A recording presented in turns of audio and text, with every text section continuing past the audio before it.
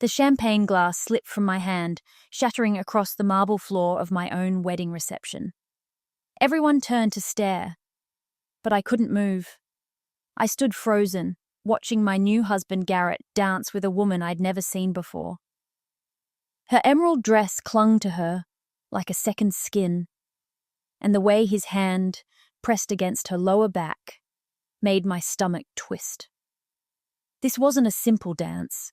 His lips were at her ear, whispering something that made her throw her head back and laugh. My best friend Sienna grabbed my arm, but I barely felt it. "Thea, who is that?" she hissed. I couldn't answer, because I didn't know. The woman's eyes found mine across the crowded ballroom, and she smiled. It wasn't friendly or apologetic. It was victorious, possessive, like she knew something I didn't. Garrett spun her once more, his face glowing with an intimacy I thought belonged only to me. My heart hammered as the music swelled. 3 hours married, and I was already watching my husband hold another woman like she was his entire world. I pushed through the crowd, my wedding dress catching on chairs and champagne tables. People congratulated me with bright smiles, completely unaware of the nightmare unfolding. When I finally reached them, the song had ended. Garrett turned to me with that easy grin I'd fallen in love with 3 years ago. "Babe, there you are," he said, pulling me close like nothing was wrong. The woman in the emerald dress stood beside us, still smiling that horrible smile. "Thea, this is Margot," Garrett said casually. "She's an old friend from college. I ran into her last month and invited her." My voice shook when I spoke. "You never mentioned her." Margot extended her hand, her fingers cool and firm against mine. "Garrett talks about you constantly," she said, her voice honey-sweet. I just had to see the woman who finally caught him. Something in her tone felt off, like she was mocking me. Garrett laughed and squeezed my waist. "Margot helped me plan a surprise for you, actually." My blood went cold. "What surprise?" Garrett's phone buzzed in his pocket. He pulled it out, glanced at the screen, and his face went pale. "I need to take this," he muttered, stepping away before I could protest. Margot stayed beside me, sipping her champagne like she owned the place. "Your dress is beautiful," she said, her eyes scanning me from head to toe. "Garrett has excellent taste." I wanted to walk away, but something kept me rooted there. "How do you know my husband?" I asked directly. She tilted her head, studying me. "We were very close once, but that was a long time ago." Her smile widened. "He's changed so much since then. You must be very special." The way she said special made it sound like an insult. Before I could respond, Sienna appeared at my side, her expression tight. "Thea, we need to talk, now." She dragged me toward the bathroom, and I looked back to see Margot watching us. That same knowing smile plastered on her face. Inside the bathroom, Sienna locked the door. "I just overheard something terrible," she whispered, her voice shaking. Sienna gripped my shoulders, her eyes wild. "That woman, Margot? She was on the phone in the hallway. I heard her say your name." My heart pounded. "What did she say?" Sienna hesitated, like the words physically hurt to speak. She said, "Thea has no idea what's coming. By tomorrow, everything she thinks she has will be gone." The floor seemed to tilt beneath me. "That doesn't make sense. Why would she say that?" Sienna pulled out her phone and started typing frantically. "I'm looking her up right now. What's her last name?" I realized I didn't know. Garrett had only said her first name. My hands trembled as I smoothed down my dress. "I need to find Garrett." When I returned to the reception, he was nowhere in sight. Neither was Margot. Panic clawed at my chest as I searched the ballroom, the hallway, the garden. Finally, I found them outside near the fountain, standing close together. Too close. Garrett's hand was on her arm, and they were speaking in urgent, hushed tones. When he saw me, he dropped his hand immediately. "What's going on?" I demanded, my voice louder than I intended. Garrett smiled, but it didn't reach his eyes. "Nothing, babe. Just catching up." Margot's expression was unreadable. "I was just telling Garrett how lucky he is," she said smoothly. "You should get back to your guests. It's your special day." Something about the way she emphasized special made my skin crawl. I grabbed Garrett's hand, pulling him away. "We need to talk, alone." He followed me to a quiet corner of the garden, and I turned to face him. "Who is she really?" His jaw tightened. "I told you, an old friend." I crossed my arms. Sienna overheard her on the phone. She said something about me losing everything by tomorrow. What does that mean? Garrett's face went white.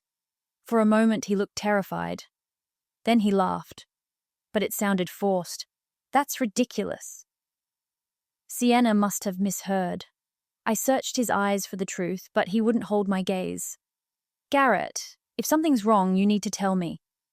We just got married." He took my hands, his grip almost desperate. "Thea, I love you. Nothing is wrong. Margot's just dramatic. Always has been." He kissed my forehead. "Let's enjoy our night, okay? This is supposed to be the happiest day of our lives." I wanted to believe him. I needed to believe him. But as we walked back to the reception, I caught Margot watching us from across the room. She raised her glass in a mock toast, and my stomach dropped. The rest of the night passed in a blur of forced smiles and hollow congratulations. When we finally left for our hotel suite, I felt exhausted and uneasy. Garrett collapsed onto the bed, pulling me beside him. "Mrs. Thea Hollins," he murmured. "I like the sound of that." I should have felt happy. Instead, I felt like I was standing on the edge of a cliff. At midnight, Garrett's phone buzzed. He reached for it, read the message, and his entire body went rigid. "What is it?" I asked. He turned off the phone and set it face down. "Nothing, just work." But I'd seen his face. It wasn't nothing. The next morning I woke to an empty bed. Garrett's side was cold, like he'd been gone for hours. I found him in the living room of our suite, staring at his laptop with his head in his hands. "Garrett?" He slammed the laptop shut and stood quickly. "Morning, babe. I was just checking emails." His voice was too cheerful, too forced. I walked over and tried to open the laptop, but he grabbed my wrist. "Don't." The word came out sharp, almost cruel. I pulled my hand back, shocked. "What's going on?" He ran his fingers through his hair, looking anywhere but at me. "I need to tell you something." My heart stopped. "What?" Before he could answer, someone knocked on our suite door. Garrett's face went pale. He walked to the door slowly, like a man heading to his execution. When he opened it, Margot stood there, holding a large manila envelope. "Good morning, newlyweds," she said, stepping inside without invitation. She handed the envelope to Garrett. "I think it's time we told Thea the truth." I snatched the envelope from Garrett's hands before he could stop me. Inside were documents, dozens of them, legal papers with my name printed across the top. As I read, the room started spinning. They were loan documents, business agreements, all with my signature, except I'd never seen them before in my life. "What is this?" I whispered. Margot settled onto the couch like she owned the place. "Those are the loans you co-signed for Garrett's business venture, nearly $300,000, all in your name." My legs gave out, and I sank into a chair. "I never signed anything." Garrett knelt beside me, his face twisted with guilt. "I needed the money to keep my company afloat. The bank wouldn't give me another loan, but you have perfect credit.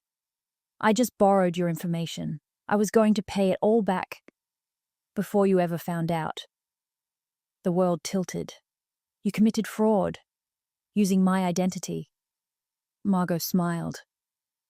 "And I have proof of everything. Emails, text messages, recorded conversations where Garrett admits what he did. I looked between them, my mind racing. Why would you help him if you have evidence against him? Margot's smile widened. Because Garrett and I had a deal.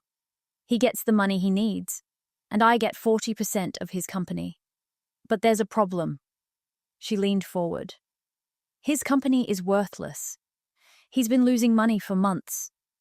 Which means those loans? They're all going to default.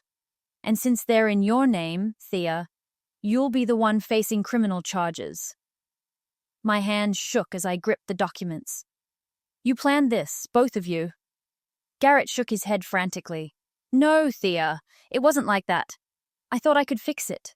I thought the company would turn around. Margot laughed. He's lying. He knew exactly what he was doing. And I have proof of that too. She pulled out her phone and played a recording. Garrett's voice filled the room.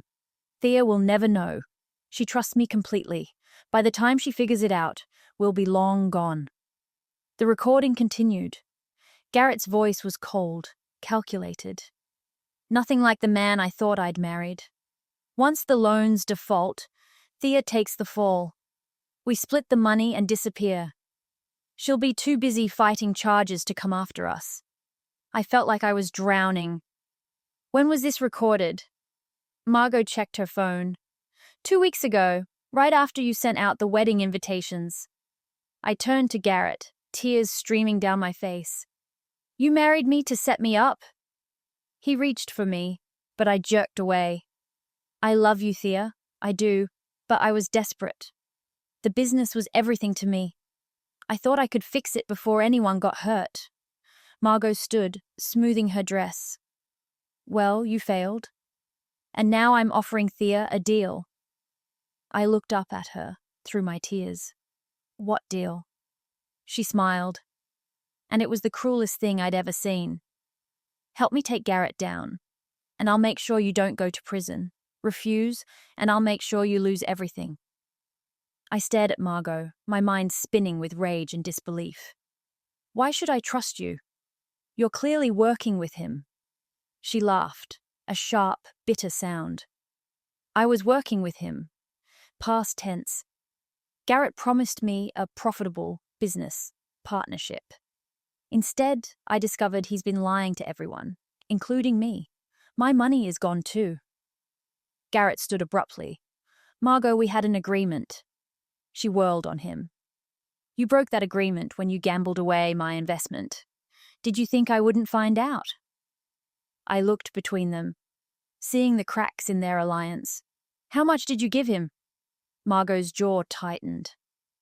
$80,000, money I saved for years. He promised triple returns within 6 months.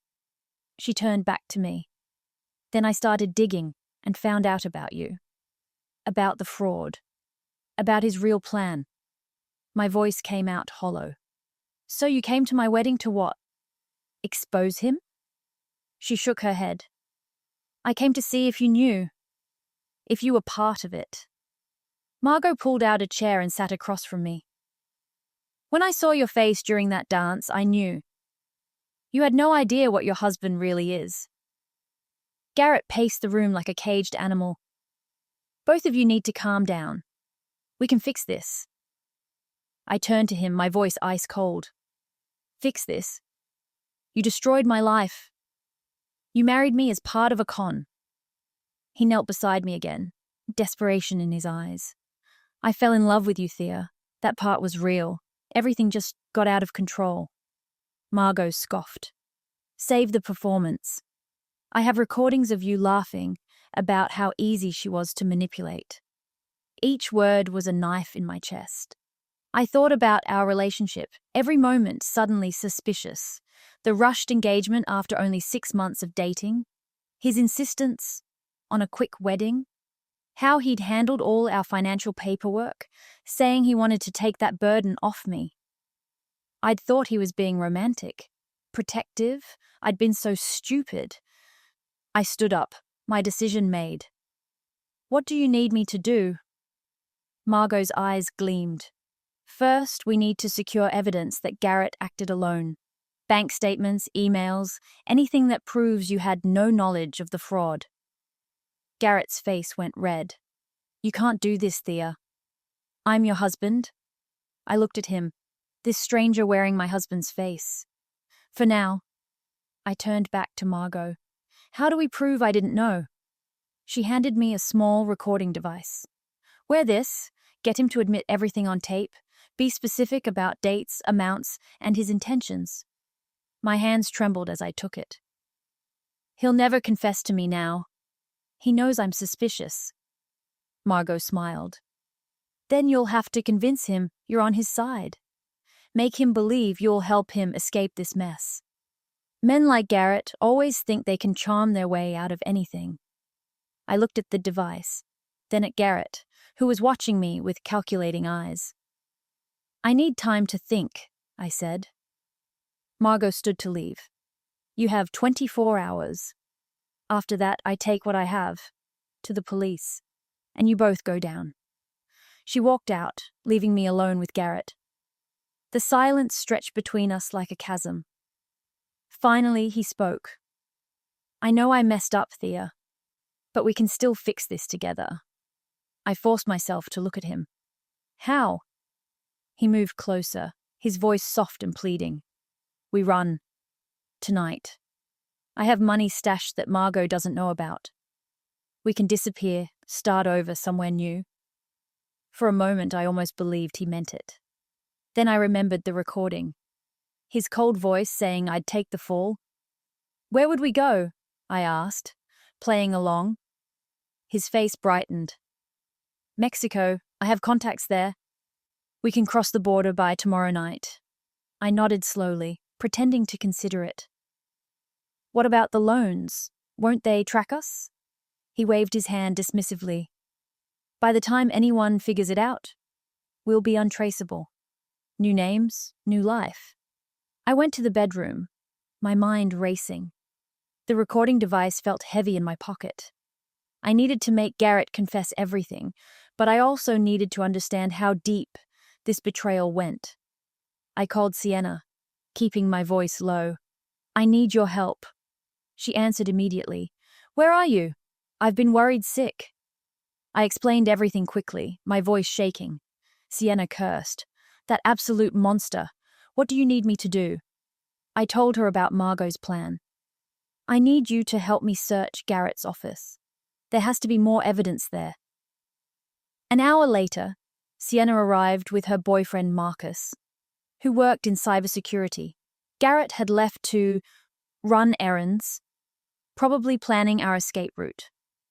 The three of us tore through his home office.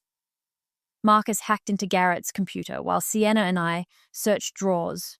What we found was worse than I imagined. Marcus pulled up deleted emails showing Garrett had planned this for over a year, long before he'd even met me. He targeted you specifically, Marcus said, his face grim. Look at this. He showed me a document titled Prospect Research. My name was at the top, along with my credit score, my job history, and even my social media posts. Below that were notes in Garrett's handwriting, trusting personality, close to family, but geographically distant. Perfect credit. Works in non-profit, unlikely to understand complex finance, no prior serious relationships, vulnerable to romance. I felt sick. Sienna grabbed my hand. There, he hunted you. Marcus kept clicking through files. There are others too. 4 women before you. He ran the same con, but something went wrong each time. Either they caught on, or they didn't have enough credit. I collapsed into Garrett's office chair, the weight of it crushing me. I was just a mark. Everything was fake. Sienna knelt beside me, which means everything he did is documented. We can prove you're a victim. Marcus downloaded everything onto a flash drive. This is enough to bury him. But there's something else. Marcus opened another folder. Inside were bank statements showing transfers to offshore accounts. Hundreds of thousands of dollars, far more than the loans in my name. Where did this money come from? I asked. Marcus traced the transactions. Multiple sources.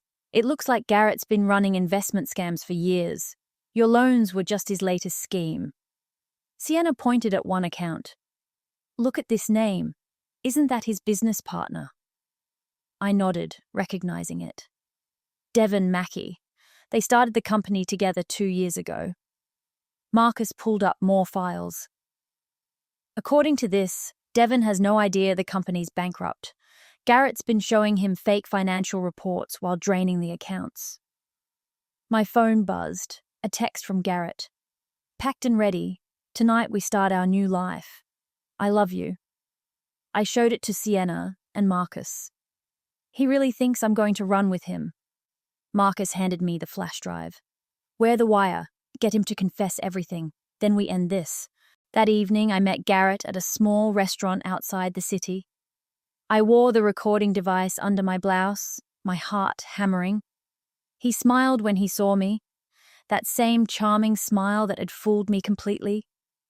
You look beautiful, he said, kissing my cheek. I wanted to recoil, but forced myself to smile back. Are we really doing this? He squeezed my hand. We leave in 2 hours.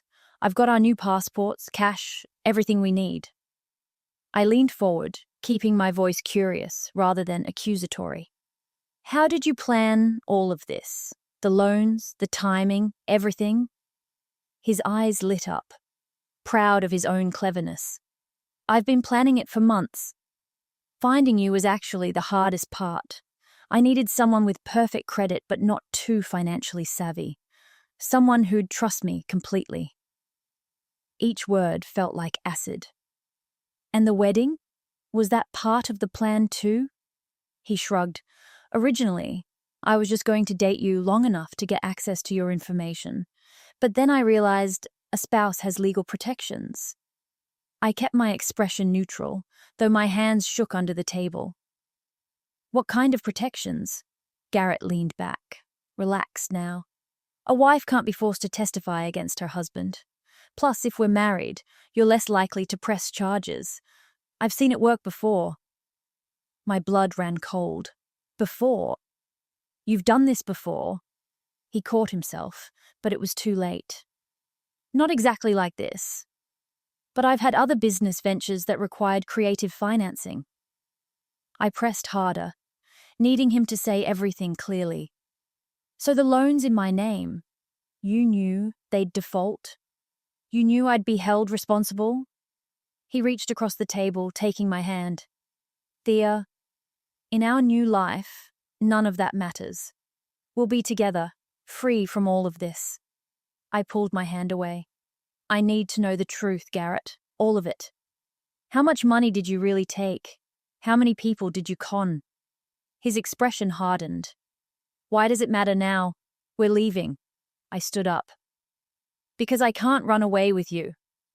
Garrett's face transformed, charm dropping away like a mask. Sit down, Thea. I stayed standing. I know everything. The other women, the offshore accounts, Devon's missing money, all of it. He stood slowly, his voice turning dangerous. You're wearing a wire, aren't you? Before I could react, he grabbed my arm and pulled me close, his hand finding the device under my blouse. He ripped it free and crushed it under his foot. You stupid, stupid woman, he hissed. Do you have any idea what you've done? People in the restaurant started staring. I tried to pull away, but his grip tightened. You're hurting me. He leaned close to my ear. You think you can outsmart me? Everything I said was vague enough that no lawyer could use it. And now you've destroyed the only evidence you had. My heart sank. He was right. The recording was ruined. Then I saw Sienna and Marcus entering the restaurant, and I smiled. Actually, I had backup. Garrett's face went white as Marcus held up his phone, clearly recording everything. Garrett released my arm and stumbled backward, his face cycling through shock, rage, and fear. Marcus kept recording as Sienna moved to my side. It's over, Garrett, I said, my voice stronger than I felt. Everything you just admitted is recorded. Multiple devices, multiple witnesses. He looked around the restaurant wildly, like a cornered animal searching for escape. Then his expression changed, becoming cold and calculated. You think this proves anything? I'll say I was playing along with your fantasy, that you were paranoid and I was humoring you. Marcus stepped forward. We also have your computer files, the research on Thea, the other women you targeted, the offshore accounts. Devon's lawyer is reviewing the documents right now. Garrett's jaw clenched. Devon won't believe you. We're partners. I pulled out my phone and played a voicemail Devon had left me an hour ago. His voice was thick with betrayal and rage. Thea, I just saw the financial records Marcus sent over. I had no idea what Garrett was doing. I'm filing a police report immediately. I'm so sorry you got caught up in his schemes. Garrett lunged for my phone, but Marcus blocked him. Restaurant staff rushed over and someone called the police. Garrett backed toward the door, his eyes darting between us. This isn't over, Thea. You're still legally responsible for those loans. Your name is on everything. I smiled, though my heart was breaking.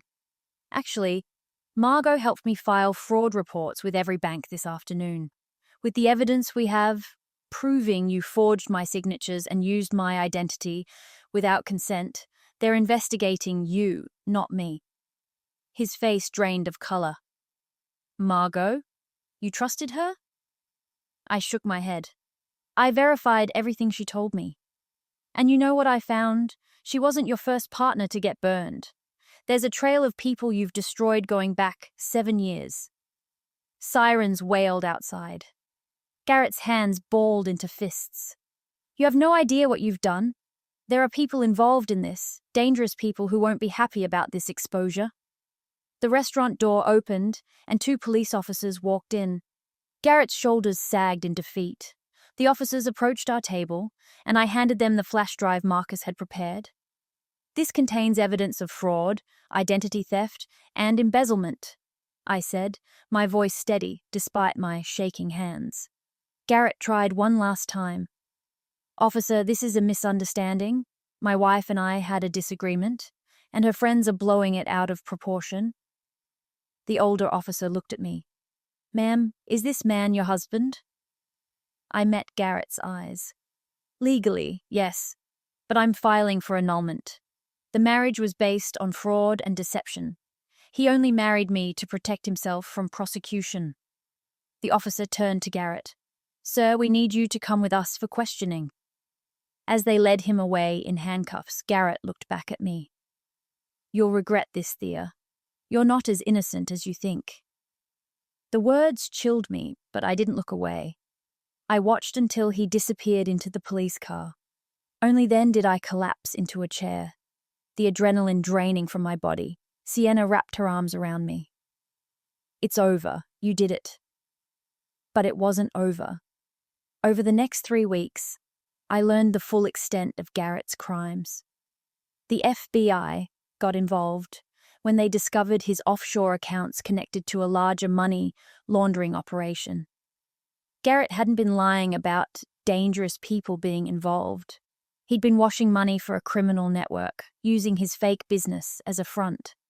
The other women he'd targeted came forward, and we formed an unexpected support group. Each of us had a similar story of manipulation and betrayal. Together, we worked with prosecutors to build an airtight case. Margot surprised me by becoming an ally.